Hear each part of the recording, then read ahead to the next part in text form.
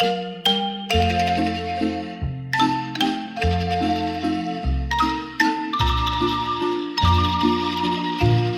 las entrañas cálidas de Centroamérica, donde la tierra es fértil y el cielo se tiñe de esperanza, florece una pequeña planta, humilde pero poderosa. Su nombre, jiquilite. De sus hojas nace un color profundo, el azul del añil, el color que dio identidad, riqueza y orgullo a El Salvador. El añil, también conocido como índigo natural, es un tinte de un intenso color azul, extraído de la planta Indigofera subfruticosa, originaria de Mesoamérica durante el siglo XVI hasta el siglo XIX. Este colorante fue considerado uno de los más valiosos del mundo debido a su tonalidad profunda, su resistencia y la dificultad de su obtención. En El Salvador, el añil, o como se le denominó, el oro azul, no solo marcó la economía, sino también la identidad cultural y la historia de un país. Desde tiempos precolombinos, nuestros antepasados ya lo utilizaban para teñir telas y marcar símbolos sagrados. Estaba asociado al cielo, al agua y a lo divino. Sin embargo, tras la conquista en el siglo XVI, esto cambió. Durante la colonia, los españoles descubrieron que el tinte era altamente demandado en Europa, donde los pigmentos naturales de calidad eran escasos y costosos. Los obrajes o pilas que forman las antiguas fábricas artesanales se levantaron en todo el territorio salvadoreño. Allí, el jiquilite se fermentaba en agua durante días, hasta liberar su esencia azul. Los hombres y mujeres batían el líquido con fuerza, oxigenándolo, hasta que el color surgía como un milagro. El sedimento resultante se secaba al sol, formando bloques compactos de añil puro, un tesoro que cruzaba los océanos hacia Europa, vistiendo de azul a nobles y reyes. El añil llevó el nombre de El Salvador al mundo, mucho antes del café, mucho antes del comercio moderno. Chalatenango fue una de las regiones más importantes en la producción de añil durante los siglos coloniales y el siglo XIX. Su geografía, mano de obra indígena y mestiza, así como su conexión con los circuitos comerciales regionales, convirtieron a este territorio en un espacio clave para el cultivo y procesamiento del oro azul. Personas de otros países de Centroamérica, incluyendo de Europa, venían a comercializar el añil, a comprar añil para llevarlo a sus países, porque sabían que la calidad del índigo por la clase de tierras que Chalate tiene es fuerte, era fuerte, muy grande, y esa calidad es lo que atraía más al comerciante para comprar el añil nuestro de acá de Chalatenango. Los lugares que conocí que se producía, Los Amates, Santa Anita, también porque nosotros somos originarios de Santa Anita, y se producía en San Isidro, aquí en Guarjila. Yo los obrajes de aquí de Guarjila no los conocí, pero sí conocí, porque si los hubiera conocido, no hubiera permitido que, o por lo menos hubiera orientado a los dueños que no lo destruyeran, porque era una joya ver eso. Entonces solo ha quedado el de Los Amates, solo comercializaban. Las mujeres eran las que pintaban, porque las mujeres siempre sacaban algunas libras y entonces pintaban sus blúmeres, porque compraban los costales de manta para no tener ese gran letrero en el bloomer atrás. Entonces perdían eso con este color. Con el color. Sí, lo metía.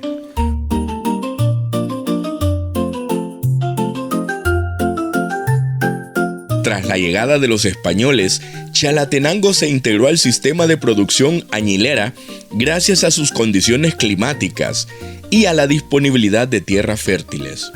Los pueblos originarios de la zona ya utilizaban plantas tintóreas antes de la conquista, pero fue en la colonia cuando la producción se organizó de manera intensiva. Durante los siglos XVII y XVIII, las haciendas añileras comenzaron a proliferar en Chalatenango, aprovechando la mano de obra indígena sometida al trabajo incesante para la producción del colorante natural. Zonas de lo que ahora es Tejutla, La Palma, Arcatao, Dulce Nombre de María, San Isidro y Chalatenango cabecera se destacaban por la presencia de haciendas añileras. El añil de Chalatenango tenía fama de buena calidad y contribuyó a que el país fuera conocido como el Reino del Añil. Además, el auge del cultivo impulsó la conformación de caminos y rutas de comercio que conectaban la región con San Salvador y con las ferias de Guatemala.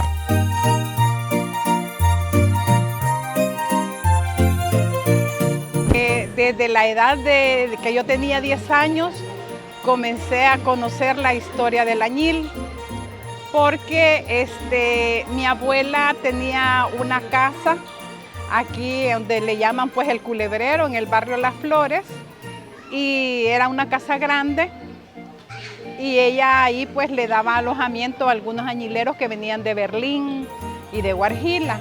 Entre caminos y veredas de difícil acceso, casi olvidadas, emprendimos el viaje hacia uno de los pocos obrajes que aún resisten el paso del tiempo en Chalatenango. En la zona de Los Amates, en el distrito de San Isidro Labrador, nos recibió el majestuoso río Zumpul, guardián silencioso de una historia que alguna vez fue orgullo de nuestras tierras. Allí, entre el murmullo del agua y la espesura del monte, se alza, casi oculto, el vestigio de un pasado brillante.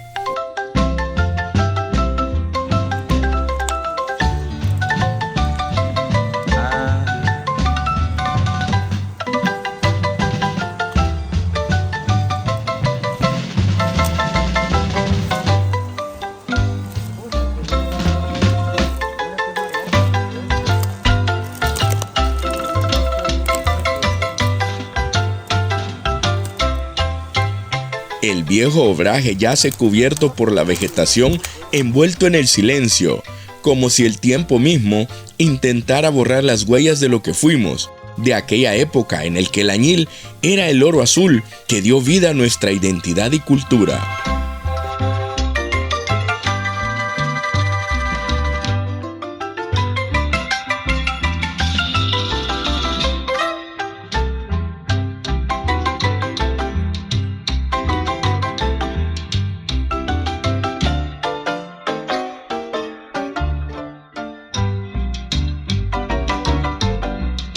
El obraje que acabamos de ir a visitar lastimosamente no está en buenas condiciones por el tiempo, por el descuido, pero lo que es San Isidro fue fundado por la familia Serrano.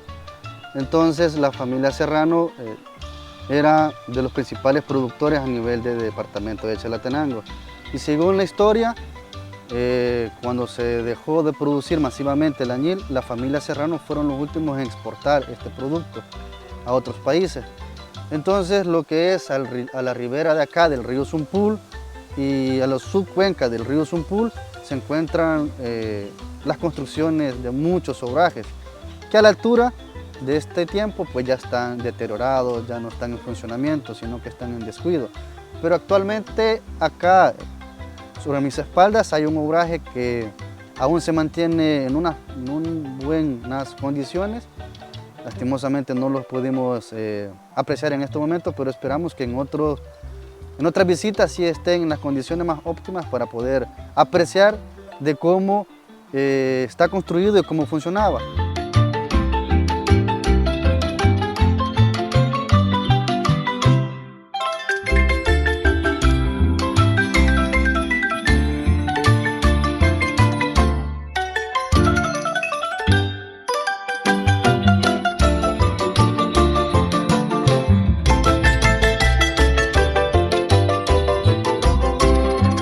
La cuestión es que cuando yo estaba como estamos hablando de hace 64 años, yo tenía 10 años y yo iba a dejarle el almuerzo a mi abuela, a mi abuelo Simeón, donde él producía añil.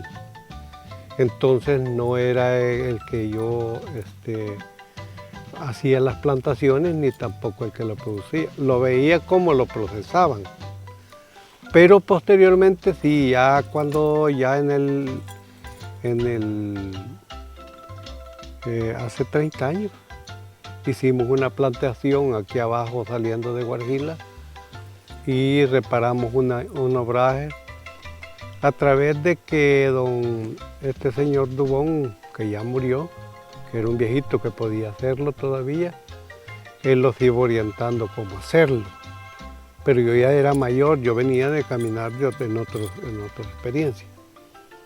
Pues entonces hicimos una manzana de este quiquilite y lo procesamos en un obraje en Huancora. Entonces allí pude ver yo cómo es que se mete, se va cortando, se descarga, cae a la segunda pileta y de allí en la tercera se tira los peroles ya colados para cocinarlo.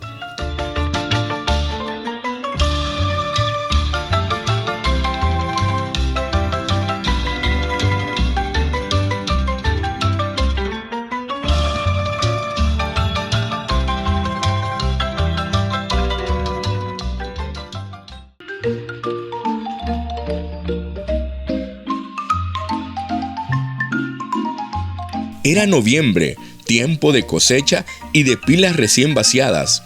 En vía de Chalatenango, al pie de las montañas, las familias campesinas y los hacendados se preparaban para la feria anual, que coincidía con la fiesta patronal.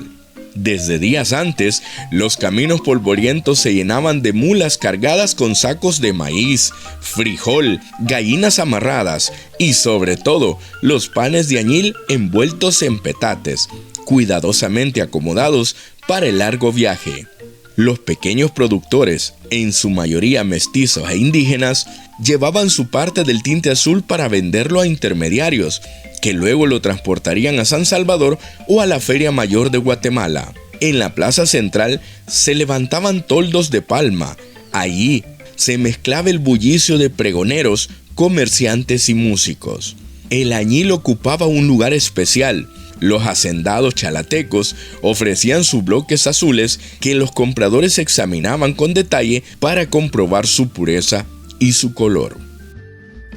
¿Qué le contaba su abuelo de la experiencia del añil? ¿Qué hacían sus ancestros en el tema del añil que a usted le hayan contado? Mi abuelo lo que contaba que en ese momento que producía él el añil, lo que me contaba que era, por ejemplo, que había un mercado en los portales de ¿Chalate? De Chalate, y entonces sí que se hacía mucho dinero. Ese era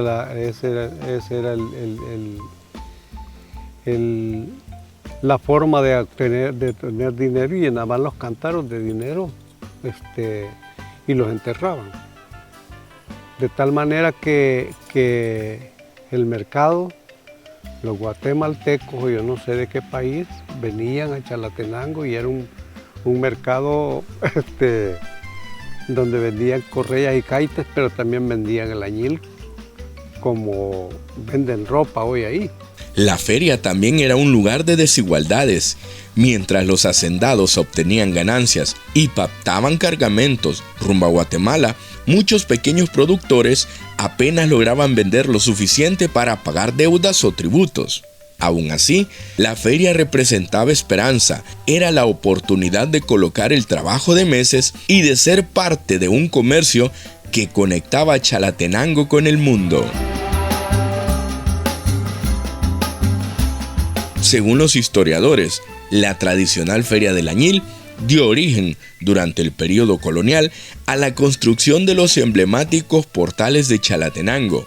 Aquellas estructuras no solo embellecían el entorno del pueblo, sino que cumplían una función vital: ofrecer refugio a los comerciantes y viajeros que llegaban desde distintos rincones, junto a sus bestias de carga y los valiosos productos que traían para el intercambio.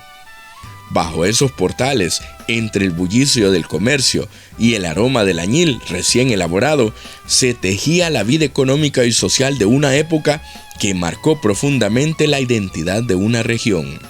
Según los historiadores, que la Feria del Añil perduró casi parte del siglo XIX, durante la época colonial. Definitivamente es una riqueza de historia donde estos portales resguardan esa riqueza de historia que nos identifica como chalatecos, que nos da esa identidad cultural y que también nos permiten defendernos aún en este momento del sol, de la lluvia, de que nos atropelle un vehículo y que siga dinamizando el comercio de este lugar. Chalate tiene una riqueza de historia enorme, una riqueza de historia invaluable. Estos portales son 677 metros lineales, los cuales resguardan esa riqueza de historia cultural que nos da esa identidad como chalatecos, que nos debería de hacernos sentir orgullosos de tenerlos, de contar con ellos y que aún se mantengan. En Chalatenango, la Feria del Añil, iniciada en la época colonial, y la Feria de Todos los Santos, instaurada en 1801, estuvieron siempre entrelazadas, aunque surgieron por razones diferentes. La primera, un espacio de comercio intenso durante la época colonial, reunía viajeros y artesanos que traían consigo el preciado oro azul y los productos de la región. La segunda, el recuerdo de los seres queridos durante los primeros días de noviembre. Ambos representaban lo mismo, la herencia viva de un pueblo que mantenía su fe, su trabajo y su arte intactos frente al tiempo. Con el tiempo, ambas ferias coincidieron en fechas y lugares. Como uno llegaba y para uno era asombroso llegar a donde había una casa pintada. Entonces, o que había, por ejemplo, un radito. Entonces, en mirar esas cosas se perdía uno. Y mirar eso sí se veía, cómo se colocaba el mercado en los corredores de las casas. En los portales, sí. Pero eso era, allí había muchos negociantes que llegaban y allí ofertaban a los que estaban vendiendo. Pero yo estaba muy niño. ¿Qué es lo que recuerda de esa experiencia? No, yo lo que recuerdo es que allí donde los pilones allí los tenían, porque en caballo los llevaban hasta la casa de don Eliseo, allí en la entrada de Chalate, y allí era el parqueo de caballos, y de allí en el lomo había que llevarlos hasta allá. Eso es lo que yo me acuerdo. Entonces, y que había que comprar manojos de zacate para darle los caballos durante estaba la feria allí. Cuando el añil decayó, vino la Feria de los Santos que la sustituyó. En esa feria, pues yo ya cuando empecé a trabajar en la Casa de la Cultura hace 30 años, veía este parque lleno venían colchas con los chapines, en esta parte de acá se ubicaba como ¿cómo le llaman? Como un chalecito, hacían, lo improvisaban con plástico y era como donde los bohemios podían disfrutar a las muchachas que venían en ese entonces, pagaban una cuota y disfrutaban ese momento de placer en esos como kiosquitos que hacían.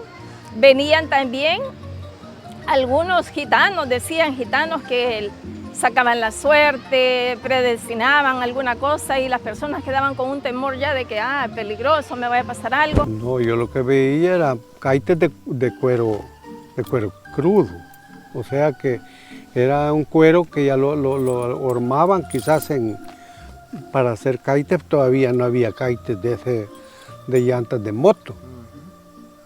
Entonces eran caites de cuero crudo que ya estaban los hoyos y vendían las correas, eso. Y ¿Cómo llegaban ustedes a la feria? A pie, desde allá. Había que salir a las 4 de la mañana para ir llegando como a las 7:30 ya. Hay un montón de caballos, entonces que la gente, ese era el transporte. Y no era que había que ir a la par con otro caballo, no que de chorro, porque el camino no era para ancho, pues. Como niño, ¿cuál era su diversión de ir a esas ferias? ¿Qué compraba? ¿Qué le pedía a sus papás o qué es lo que veía? Yo kaites para ponerme, eso hacía yo. Entonces, sí, no pedía más, pero siempre me compraban, por ejemplo, un pedazo de manta, y una señora que se llamaba Petrona, que vivía en Los Morales, me hacía un calzoncillón de manta así, de amarrar con cordón. No era que iba a tener un pantalón, no, nada de eso. Yo me acuerdo que cuando era el día de la feria, todo este centro histórico que ahora le llamamos la cuadra de la Curazao, eran personas que venían a vender añil. A veces la gente venía en burritos o venía en caballos y también pues a veces no vendían porque no había quien lo utilizara y entonces ellos se iban con su añil de regreso. Y aquí donde era el atrio de la iglesia, ahí se ponían las ruedas. A mediados del siglo XIX, con la invención de los colorantes sintéticos en Europa, la demanda de añil comenzó a caer en Chalatenango como en otras regiones del país. Sufrió un proceso de crisis económica, muchas haciendas abandonaron el cultivo y las tierras se orientaron hacia otros productos agrícolas, aunque la transición al café fue más lenta en esta zona debido a su geografía montañosa. Sin embargo, en Santiago Nonualco, la tradición nunca murió del todo. En las memorias de las familias, en los relatos de los mayores y en los restos de antiguas pilas azules, sigue viva la huella de aquel color que dio nombre, sustento y orgullo a sus habitantes. Hoy, las nuevas generaciones están descubriendo ese legado. Artesanos, educadores y promotores culturales han impulsado talleres para rescatar la técnica del teñido natural con añil, combinando la herencia ancestral con la creatividad moderna. Así el añil vuelve a teñir telas, pero también identidades. Entre manos expertas y colores que han viajado siglos, se mantiene viva una tradición que parecía desvanecerse. La Casa del Añil, Azul Nonualco, es testigo de esa resistencia. Allí cada etapa del proceso sigue viva, desde el cultivo del jiquilite, pasando por la extracción del preciado tinte azul, hasta la confección de prendas que llevan sobre sí siglos de historia y cultura. Cada hilo, cada color, es un puente que une al pasado ancestral con la identidad que aún palpita en El Salvador, recordándonos que el añil no solo es un pigmento, sino un legado que se niega a desaparecer.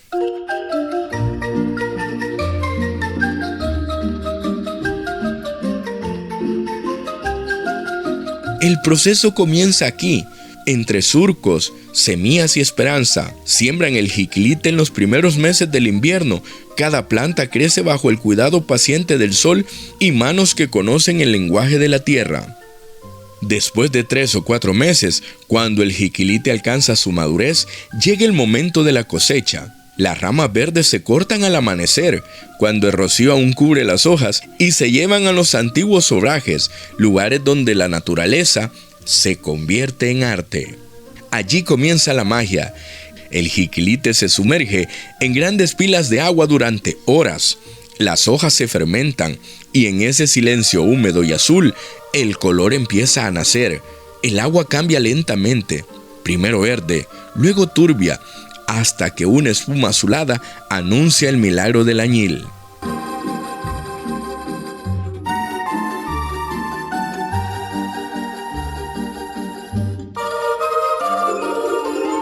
Cuando nosotros cortamos, antes lo hacíamos por manojo, pero ahora no, porque por el tiempo y todo ya se nos complica. Solo prensamos más o menos al cálculo, lo dejamos 18 horas. Esta agua se vuelve como un tono verde limón, y cuando vimos el chorro, entre ese tono verde limón se ven como unos destellos, como unos arcoíris azules también que van bajando. Entonces, pero no es de que si lo dejamos ahí ya ella sola, sino que nosotros con unas paletas en esa pila, se llama pila o obraje de fermentación, es y allá es de oxigenación. Se llama oxigenación porque nosotros estamos levantando, dándole aire, que agarre aire toda esta agua verde que pasó para allá. Entonces, de tanto en ese movimiento y en el golpe, dice un señor también que lo hacía, de que el golpe hace también que se desprenda la tinta de la planta. Ajá. Aproximadamente son 100 manojos los que le caben aquí a esta pila. Pero como depende de lo que le decía, a veces que el follaje está así bastante, no necesitamos mucho, con poquito. Y de estos 100 manojos que depositamos aquí, sacamos, cuando nos va bien, 2,5 kilos. Si nos va súper bien, podemos hacer 3 kilos. ¿Y el cálculo que ustedes tienen hasta dónde llega esta línea? Sí, donde llega es hasta acá. Hasta aquí dejamos con ahí es donde le ponen planta. con la planta. Sí, y el agua llega hasta aquí. En realidad es bastante planta la que necesita. Es bastante planta y bastante terreno que se ocupa para cortar todo eso. Por eso es de que 3 manzanas a nosotros no nos alcanza, tenemos que comprar. Y ahorita lo estamos haciendo así porque si lo dejamos mucho tiempo, el sol la deshidrata y la tinta se nos consume. El líquido se bate con fuerza, se oxigena y poco a poco el color se separa del agua. Ese sedimento azul denso y brillante es el alma del añil. Se deja reposar, se seca al sol y se transforma en el polvo azul que un día vistió reyes, comerciantes y pueblos enteros.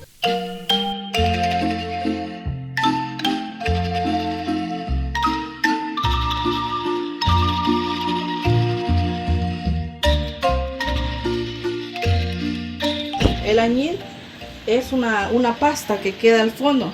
No es que toda esta agua va a ser el añil, ¿verdad? Sino que esta agua se desvacía y la pastita que queda al fondo es lo que vamos a ocupar para el añil, que es esa pastita que están acá. Lo que se asienta prácticamente. Ajá, lo que se asienta. Ajá. Pero luego esa pastita nosotros la pasamos a estos coladores, le llamamos nosotros, donde la pasta tiene que estar escurriendo. Todo lo que es el agua que ha absorbido ahí tiene que caer en estos cubos, porque nosotros lo que ocupamos es la pastita. Luego que ya ha escurrido bien esta pastita, la pasamos a las tejas. Como pueden ver, ahorita están en las tejas para que absorba aún más el agua. Y cuando ya la pastita se ha secado y ya queda como así, como la textura como de una tablita de chocolate, esta luego pasa al molino. La llevamos al molino y aproximadamente de esos 70 a 100 manojos que nosotros ponemos ahí, solo salen 2,5 kilos de añil. Ajá, en polvo, ¿verdad? No abunda mucho. No, la verdad que no abunda mucho y es un gran precio da proceso. el kilo? ¿Mande? ¿A qué precio dan el kilo? A 250 o a veces a 260, depende, ¿verdad? En las temporadas que estemos. Pero la historia no termina allí.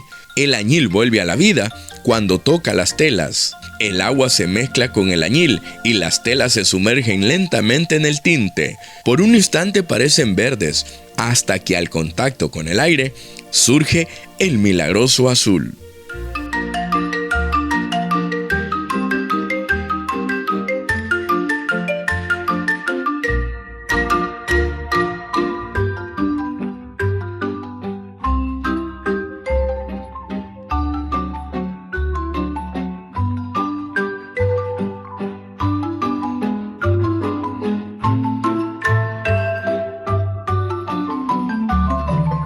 Aquí en el área de teñido, por ejemplo, las piezas todas, si ven, están en blanco y empezamos a trabajar en base, esta es la tina del baño, la tina de añil, perdón.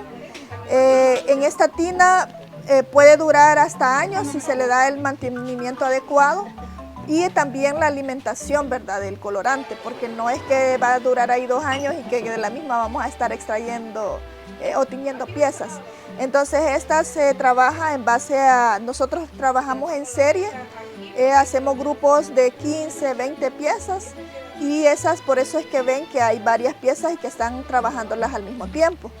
Porque hay algunas piezas que sí son exclusivas, que sí se tienen que trabajar solo una, pero ya tener una producción definida de lo que queremos en base a un pedido, pues hacemos de 10 a 15 piezas y eso es lo que están trabajando aquí nuestras amigas. ¿Cómo se llama esa técnica?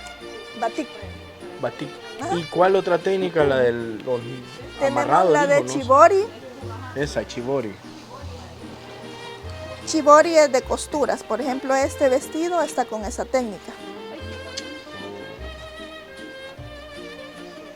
Esta es a base de costura. Se hace en esta figura, se va cosiendo y la aguja se va armando y queda ahí. Para cuando se mete en el color, y ya queda así, blanco. En este, por ejemplo, el proceso de teñido depende de cada artesano, como les digo, hace su propia técnica. Pueden ser 4, 6 o hasta 10 inmersiones que se hacen, porque no es como en los colorantes sintéticos que uno deja reposando y ahí está absorbiendo el color. Aquí debe de pasar a un proceso de sumergirlo en el color y sacarlo a oxigenación para que ese oxígeno permite de que haga un cambio. Por ejemplo, la pieza cuando se mete sale verde y el oxígeno va haciendo que vaya cambiando al tono celeste y después lo vamos sumergiendo y va intensificando el tono. ¿Cuántas sumergidas le dan ahí? Por ejemplo, para nuestras piezas 6 como 6. mínimo.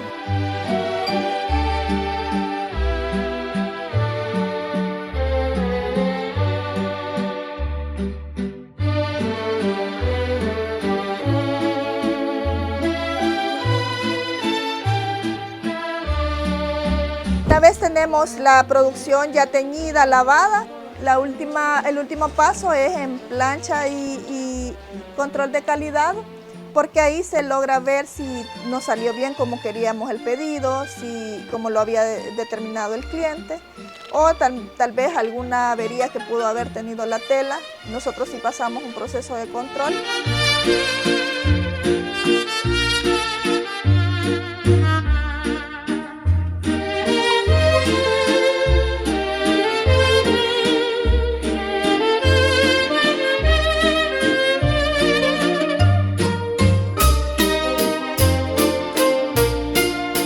Lamentablemente, a raíz de la escasez de los sembradíos de jiquilite, que es la planta de donde se saca el añil, el proceso es bastante engorroso, bastante complicado, y a raíz de eso el añil se ha encarecido. Pues es difícil porque mucha gente que no conoce realmente lo que son los costos, cuando uno les da el precio de la prenda, la encuentran cara. Pero es más que todo por cuestión cultural, porque como se desconoce realmente lo que es el añil, y por eso es que nosotros a través del Festival del Añil, no solo aquí, sino que a nivel nacional, estamos haciendo la ruta del Sendero del Añil en diferentes departamentos, para dar a conocer no solo el añil, sino que su historia, y que adoptemos la verdadera identidad que tenemos como añileros. Para mí la historia del añil duele y es muy nuestra. Así se teje la historia del añil, un color que no se apaga, una herencia que no debe morir y una esperanza que debe seguir viva en cada fibra, en cada tela. ¿Por qué duele la historia?